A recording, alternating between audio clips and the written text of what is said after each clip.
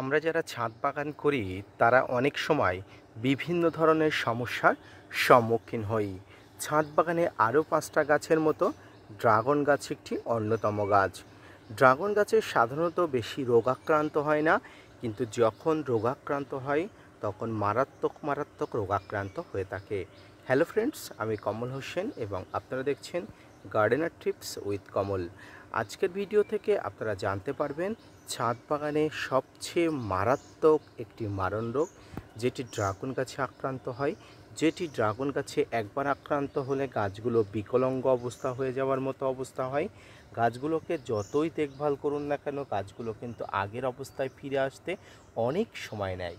তো কি সেই সমস্যা, কিভাবে এর সিমটমগুলো ধরা যায়, কিভাবে এর সমস্যাগুলো সমাধান করতে পারবেন, আসুন আজকের ভিডিও থেকে বিস্তারিত আলোচনা করি।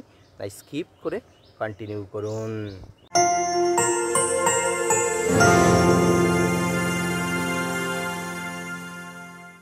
প্রিয় দর্শক এবং শ্রোতা বন্ধুরা, যে যেখান থেকে দেখছেন প্রত্যেককে সালাম, আদাব, নমস্কার জানিয়ে আজকের ছোট্ট উপস্থাপনাটি শুরু করছি। এই মুহূর্তে আমার একটি ড্রাগন গাছকে দেখুন পুরো পচন ধরে গেছে। এই সমস্যা আশা করি সমস্ত ড্রাগন চাষিরা বা সমস্ত ছাদ বাগানিরা সমস্যায় পড়েছেন। এই সমস্যার সম্মুখীন হয়নি এমন কোনো কিন্তু ছাদ বাগানি নেই। এই সমস্যা যখন হয় তখন কিন্তু অত্যন্ত মারাত্মক একটা সমস্যা বলে গণ্য করা হয়।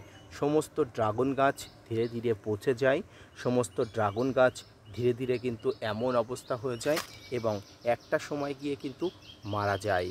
তবে বলবো, এই সমস্যা যখন গাছে দেখা যাবে, প্রথম যে কাজটা আপনাকে করতে হবে, আপনার যে ডালটিতে হয়েছে সেই ডালটি থেকে অন্য ডালটিগুলো সংযোগ বিচ্ছিন্ন করে দিতে হবে।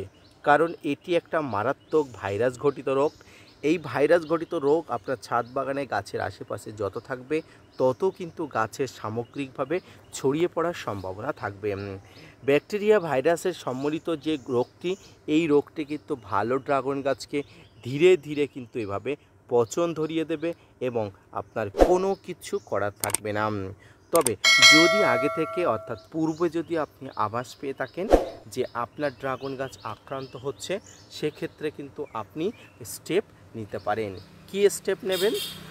দেখুন, এক্ষেত্রে যদি আপনি স্টেপ নেন সেক্ষেত্রে আপনার ড্রাগন গাছগুলো ঠিক বেঁচে গিয়ে এমন অবস্থা হবে, অর্থাৎ যেমন একটি শিশু বা একটি মানুষ বিকলাঙ্গ হয়ে গেলে সারা জীবন তার বিকলাঙ্গতা থেকে যায়, ঠিক তেমনি এই গাছটিও কিন্তু এমন অবস্থা। দেখুন, এগুলো আমি ট্রিটমেন্ট করেছিলাম এবং এর যে পচনগুলো বন্ধ হয়েছে, কিন্তু এর যে বিকলাঙ্গতা এগুলো কিন্তু বন্ধ হয়নি।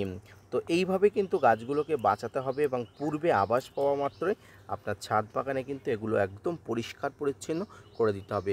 প্রথমেই ছাদ বাগানের গাছের গোড়া বা গাছের আশেপাশে একদম পরিষ্কার পরিচ্ছন্ন করে দিতে হবে। দ্বিতীয়ত যেটা করতে হবে, আপনাকে খুব ভালো মানের ফাঙ্গিসাইড যেমন ব্লাইটক্স ছাড়া কোনো ব্যবহার করাই যাবে না। অ্যামিস্টার টপ অথবা ব্লাইটক্স, এই দুটি ফাঙ্গিসাইড আপনাকে প্রয়োগ করতে হবে। এই অ্যামিস্টার টপ এবং ব্লাইটক্স এই দুটি ফাঙ্গিসাইড আপনার কাছে না থাকলে আপনি দ্রুত কিন্তু আপনি ব্যবহার করবেন। অন্য কোনো ফাঙ্গিসাইড দিলে কিন্তু গ্যারান্টি নিতে পারবো না বা গ্যারান্টি সহকারে বলতে পারবো না এটা ঠিক হবে। তবে ব্লাইটক্স এবং অ্যামিস্টার টপ এই দুটো ফাঙ্গিসাইড প্রয়োগ করলে আশা করে ঠিক হয়ে যাবে। শুধু কি ব্লাইটক্স এবং অ্যামিস্টার টপ প্রয়োগ করলে ঠিক হয়ে যাবে? উত্তর হবে না। শুধু এই দুটো প্রয়োগ করলেই কিন্তু ঠিক হবে না, এর সঙ্গে আরও একটি ব্যাকটেরিয়া নাশক প্রয়োগ করতে হবে, সেটি হলো প্লান্টোমাইসিস বা স্ট্রেপ্টোসাইক্লিন। এই প্লান্টোমাইসিস বা স্ট্রেপ্টোসাইক্লিন কি আপনারা স্ক্রিনে দেখতে পাচ্ছেন। এই প্লান্টোমাইসিস এবং স্ট্রেপ্টোসাইক্লিন আপনারা ছাদ বাগানে গাছের যে কোনো পচন, যে কোনো গাছ আক্রান্ত হয়ে যাচ্ছে, যে কোনো গাছ অতিরিক্ত কারণে ভাইরাস ও ব্যাকটেরিয়া ঘটিত আক্রান্ত হচ্ছে, সেরকম অবস্থা হলে আপনারা এই যে প্লান্টোমাইসিস বা স্ট্রেপ্টোসাইক্লিন যে কোনো একটি প্রয়োগ করবেন। আপনারা যে কোনো একটি ফাঙ্গিসাইডের সঙ্গে আপনারা প্লান্টোমাইসিস বা স্ট্রেপ্টোসাইক্লিন গাঢ় করে গুলে নেবেন, অর্থাৎ আপনারা জলের সঙ্গে গুলবেন না। প্রথম অবস্থায় একটা পাত্রে কিছু ফাঙ্গিসাইড ঢেলে নেবেন, সেখানে অল্প করে জল দিয়ে এটাকে গাঢ় করে গুলে নেবেন। এরপরে এই প্লান্টোমাইসিস বা স্ট্রেপ্টোসাইক্লিন যাই আনুন না কেন, এটা কিন্তু আপনাকে কী করতে হবে, এটা কিন্তু ওখানে ওই জলের সঙ্গে একটু করে গুলে নিয়ে সমগ্র মিশ্রণটি এই যে পচনজনিত জায়গা আছে, এই পচনজনিত জায়গার নিচে থেকে কিন্তু আপনাকে কেটে ফেলতে হবে বা পুরো জায়গা থেকে বা এরকম জায়গা থেকে কিন্তু সংযোগ বিচ্ছিন্ন করে দিতে হবে। তারপরে কিন্তু গাছের এই যে ডালটা কেটে ফেলছেন এখানে কিন্তু দিতে হবে। দেখুন আমার এই যে পচে গেছিলো আমি এর উপরেই দিয়েছিলাম, এর উপরে দেওয়ার ফলে দেখুন এই পচনটা এইখানে স্টপ হয়ে গেছিলো এবং গাছ কিন্তু পরবর্তীতে অংশ কিন্তু খুব ভালো ছিল।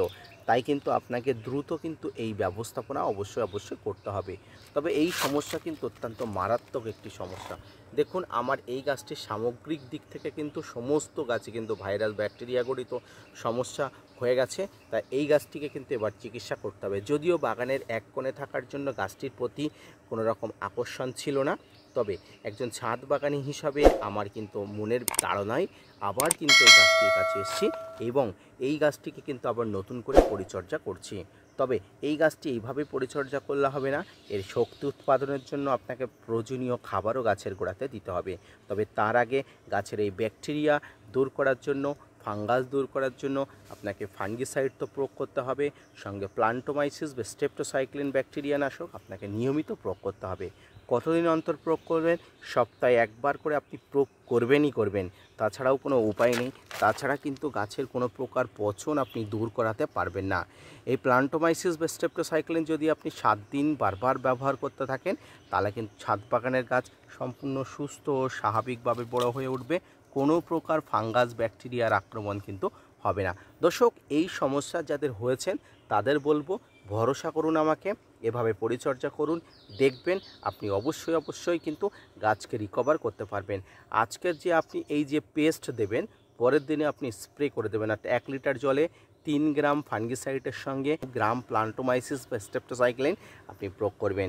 এভাবে প্রয়োগ একসঙ্গে মিশ্রিত করে জলটা কিন্তু যেমন ছাদ বাগানে স্প্রে করেন ঠিক তেমনভাবে কিন্তু স্প্রে করবেন। দেখবেন আপনার সমগ্র গাছ ধীরে ধীরে কিন্তু অবশ্যই সারভাইভ করে উঠছে। আজকের ভিডিওটা এই পর্যন্ত। আশা করি বুঝতে পেরেছেন। এই সমস্যা হলে গাছগুলোকে আগে পরিষ্কার পরিচ্ছন্ন করবেন, তারপরে আপনি ছাদ বাগানকে পরিচর্যা করবেন। ভালো থাকুন, সুস্থ থাকুন এবং ছাদ বাগানকে সুস্থ করে তুলুন। ধন্যবাদ।